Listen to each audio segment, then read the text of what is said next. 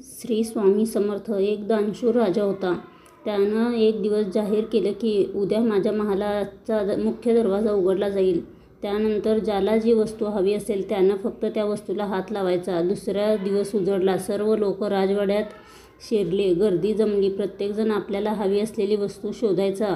कोणी सोने घेतले, कोणी पैसे घेतले, कोणी घोडा तर कोणी दुभती जनावरे. राजा एका कोपऱ्यात थांबून हा सर्व प्रकार पाहत होता. अचानक त्याचं लक्ष एका चिमुकलीवर गेलं. ती गर्दीतून वाट काढत हळूहळू राजाच्या दिशेने येत होती. राजा पाहत असतानाच ती त्याच्याजवळ पोहोचली आणि तिने आपल्या नाजूक हाताने राजाला स्पर्श केला. क्षणार्धात राजा तिचा झाला. राजाचं तिचा झाल्यामुळे तिथल्या सर्व वस्तू देखील तिच्या मालकीच्या झाल्या. बोध ज्या पद्धतीने राजाने लोकांना संधी दिली होती त्याच पद्धतीने परमेश्वर आपल्या प्रत्येकाला रोज संधी देतो. पण त्या लोकांसारखीच आपली चूक होते. परमेश्वराऐवजी आपण त्याने निर्मिलेल्या प्रापंचिक वस्तू निवडतो. पण देवच जर आपला झाला तर संपूर्ण जगच आपले होईल.